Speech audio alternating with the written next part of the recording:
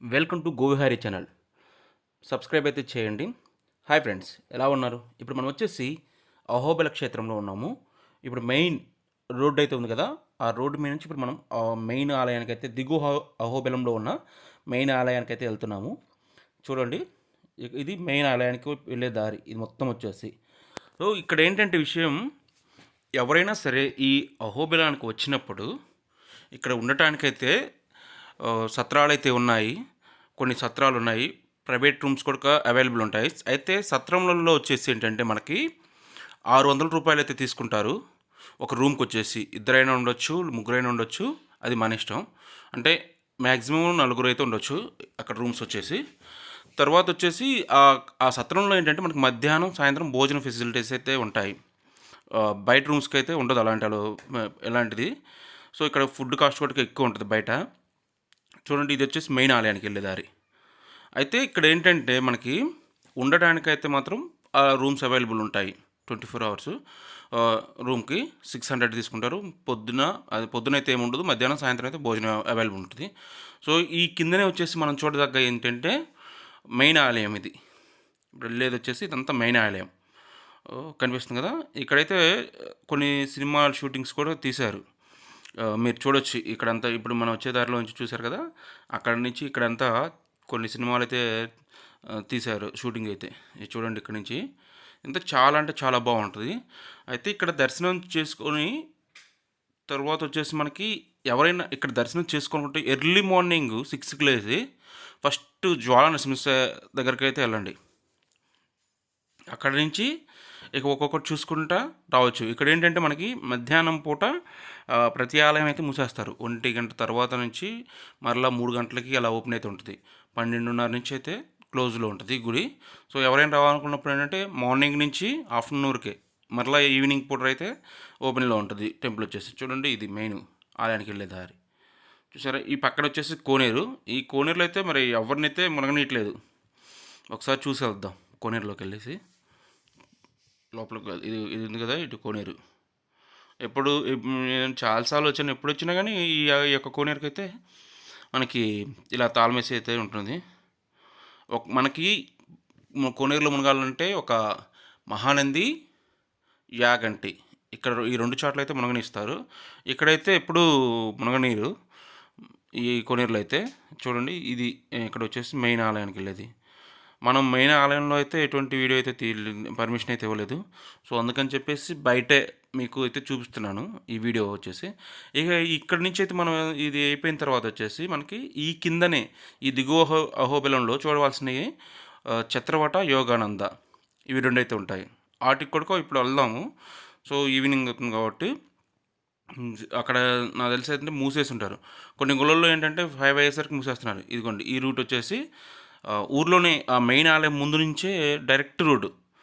మీరు ఎటు వెళ్ళేది పని లేదు. లెఫ్ట్ సైడ్కి వెళ్తేనేమో మనం ఎగువ అహోబిలానికి వెళ్తాం. స్ట్రైట్గా వచ్చేస్తే ఈ రూట్ వస్తుంది. ఇప్పుడు మనం వచ్చేసి చత్రవట యోగ నరసింహస్వామి దగ్గరికి అయితే వెళ్తున్నాం. చత్రవట నరసింహస్వామి.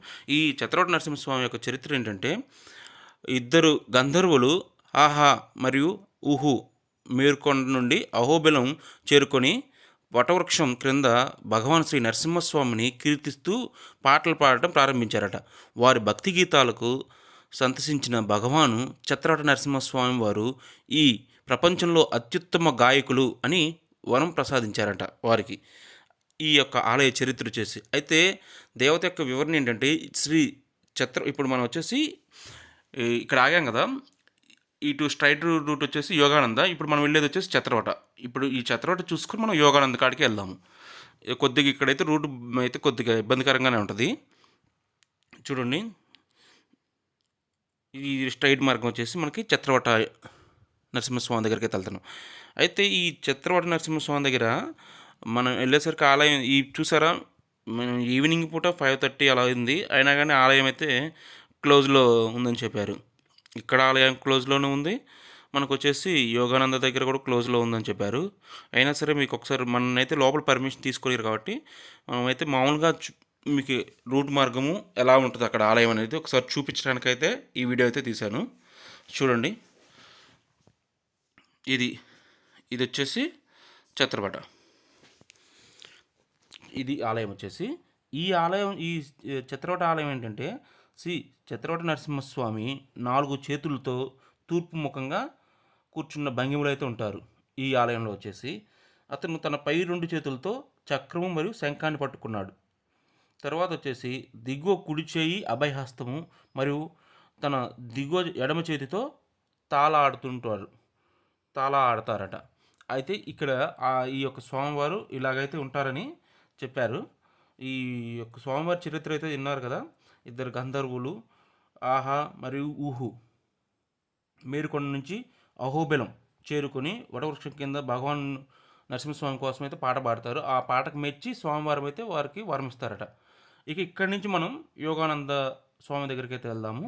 అక్కడ ఒకసారి ఆ రూట్ చూద్దాం. ఇప్పుడు చూశారు కదా మీరు, యోగానంద దగ్గరికి అయితే వెళ్తున్నాం. చూడండి ఈ రోడ్డు మార్గం వచ్చేసి మనం చత్రవటి నుంచి ఇలా వచ్చేసి మనం ఎటు నుంచి అయితే వచ్చామో అహోబిలం నుంచి వచ్చాము ఆ రూట్లో కలుస్తాం. ఈ రోడ్డు డైరెక్ట్గా వచ్చేసి అక్కడికి వెళ్ళిన తర్వాత ఈ రూటు లెఫ్ట్ సైడ్ వెళ్తేనేమో అహోబిలం వెళ్ళిపోతాం. రైట్ సైడ్కి వెళ్తే మాత్రం మనం యోగానంద నరసింహస్వామి దగ్గరికి అయితే వెళ్తాం. బట్ చూడండి ఒకసారి మీకు ఆ మార్గం వచ్చింది కదా దగ్గరలోనే. చూడండి ఈ మార్గం నుంచి మనకి కనిపిస్తుంది కదా. ఇక్కడ నుంచి లెఫ్ట్ సైడ్ వెళ్తేనేమో అటు సైడ్ వెళ్తే అహోబిలం, ఇటు సైడ్ వెళ్తేనేమో యోగానంద స్వామి దగ్గరికి. ఇప్పుడు మనం యోగానంద స్వామి దగ్గరికి అయితే వెళ్దాం ఒకసారి.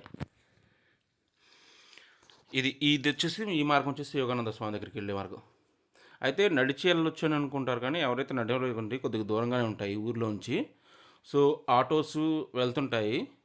ఆటోస్ అయినా తీసుకుని వెళ్ళండి, ఒకళ్ళు 4-5 ఉంటే. లేదంటే ఓన్ వెహికల్ ఉంటే వెహికల్ అయితే వెళ్ళిద్ది, ఇబ్బంది ఏం లేదు. కారు వెళ్ళొచ్చు, బైక్ అయినా వెళ్ళొచ్చు, ఏ పెద్ద వెహికల్స్ అయినా కానీ వెళ్ళొచ్చు, ఇబ్బంది అయితే లేదు. రూట్ అయితే బాగానే ఉంది. సో ఇక్కడ ఉండటానికైతే మాత్రం అక్కడ ఫెసిలిటీస్ అయితే ఏం లేవు మనకి చిత్రవట నరసింహస్వామి దగ్గర అయితే. ఇప్పుడు మనం యోగానంద నరసింహస్వామి దగ్గరికి వెళ్తున్నాం కదా, ఇక్కడ ఒకసారి చూద్దాం.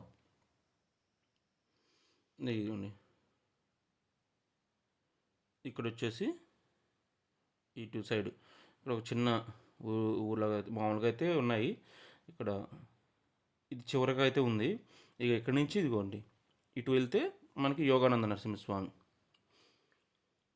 ఇక్కడ టూరిస్ట్ బస్సు కూడా ఉంది. ఇక్కడైతే బస్సెస్ కూడా ఆపినారు. ఇక్కడ బస్సెస్ కూడా ఉన్నాయి. చూడండి ఇదంతా టూరిస్ట్ బస్సు వాళ్ళు. సో ఇప్పటికీ కూడా అడిగితే గుడి క్లోజ్ అయ్యి ఉంది అని చెప్పారు. ఇది ఒకసారి వెళ్దాం, చూద్దాం ఈ గుడి కూడా ఒకసారి. అయితే ఈ ఆలయంలో ఏంటంటే ఇక్కడైతే అన్న ప్రసాదం అయితే ఉందన్నారు. కాశీనాయన తరపున చిన్న ఆలయం అయితే ఉందన్నారు. ఇవన్నీ కాశీనాయన గుడి ఒకటి ఉన్నది. తర్వాత వచ్చేసి మామూలు ఆలయాలు ఉన్నాయి, ఉప ఆలయాలు అయితే ఉన్నాయి ఇక్కడ. అయితే ఇక్కడ వచ్చేసి ఈ యొక్క యోగానంద స్వామి విషయం ఏంటంటే, శ్రీ యోగానంద నరసింహస్వామి 4 చేతులతో యోగ భంగిమలో కూర్చుని ఉంటారట.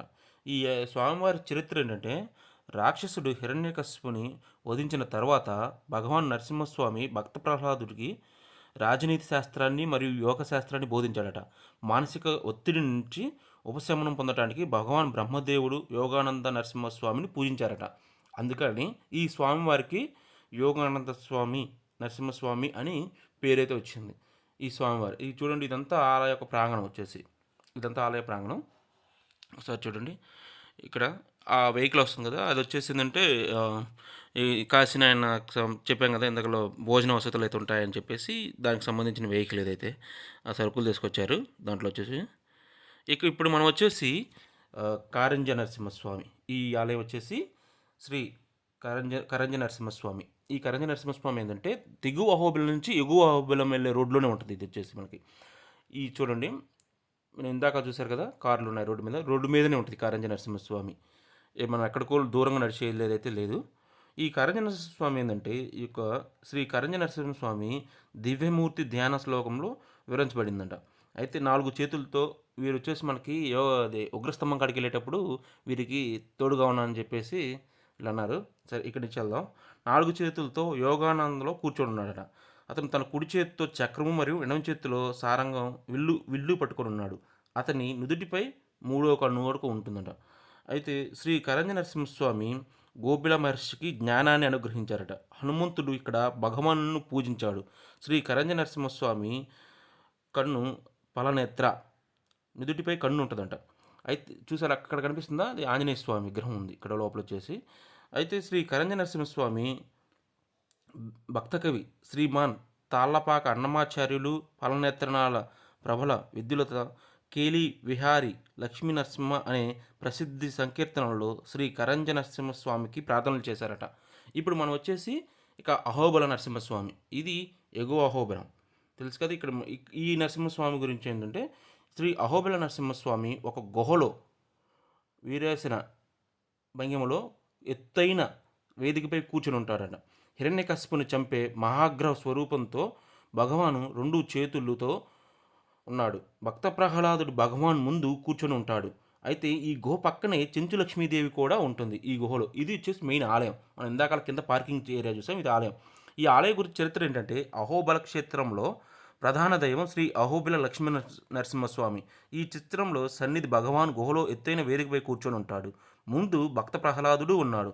దేవతలందరూ నరసింహస్వామి యొక్క ఉగ్ర అవతారాన్ని చూసి, రాక్షసుడు హిరణ్యకశిపునిపై సాధించిన విజయాన్ని చూసి భగవాన్ అహో వీర్యం, అహో శౌర్యం, అహో బాహు పరాక్రమం నరసింహ పరమదైవం అహోబలం అహోబలం అని స్తుతించారు. కాబట్టి ఈ సన్నిధికి అహోబల నరసింహస్వామి అని పేరు వచ్చింది. భగవాన్ శివుడు అహోబిల నరసింహస్వామిని మంత్రరాజ పాద స్తోత్రంతో, భగవాన్ రాముణ్ణి పంచామృత స్తోత్రంతో పూజించారు. భగవాన్ శ్రీనివాసుడు శ్రీ అహోబిల నరసింహస్వామికి తన కళ్యాణ సమయంలో తయారు చేసిన ఆహారాన్ని సమర్పించారు. ఇక్కడ మహాలక్ష్మీదేవి చెంచులక్ష్మిగా పూజిస్తుంటారు. ఈ యొక్క ఆలయ చరిత్ర అయితే ఇది. ఇప్పుడు మనం వచ్చేసి ఏంటంటే, ఉచిత దర్శనానికి వెళ్ళే మార్గం ఇది వచ్చేసి. మీకు ఇందాక చెప్పే కదా, ఈ మార్గం నుంచి మిగతా నవనరసింహస్వాములకి వెళ్ళే దారి ఇది. ఇక్కడ నుంచి ఏంటంటే, ఈ ఆలయం వెనక నుంచి పావన నరసింహస్వామి, ఈ ఈ రోడ్డు ఈ మార్గం స్ట్రైట్గా వెళ్ళిపోతే జ్వాల నరసింహస్వామి, ఉగ్రస్తమము, ప్రహ్లాదబడి, మాలోల నరసింహస్వామి, అలాగనే క్రోధ లేదా వారాహ నరసింహస్వామి, ఈ మార్గం నుంచి వెళ్తే ఈ నరసింహస్వాములందరినీ చూడొచ్చు. భార్గవ నరసింహస్వామి మాత్రం దిగువ నుంచి ఎగువ వచ్చే దారిలో లెఫ్ట్ సైడ్కి వెళ్తే ఒక 3 కిలోమీటర్లు ఉంటుంది. అవి మీకు నెక్స్ట్ వీడియోలో మొత్తం వివరంగా చెప్తాను ఎలా వెళ్ళాలనేది. ఈ వీడియోలో అయితే ఇంతవరకు చూడండి. ఇది వచ్చేసి మనకి ఇది ఉచిత దర్శనకి వెళ్ళే మార్గం. ఓకే ఫ్రెండ్స్, ఈ వీడియోలో ఇంతవరకు చూశారు కదా. మన వీడియో నచ్చినట్టయితే సబ్స్క్రైబ్ చేయండి. Thanks for watching. Please share చేయండి.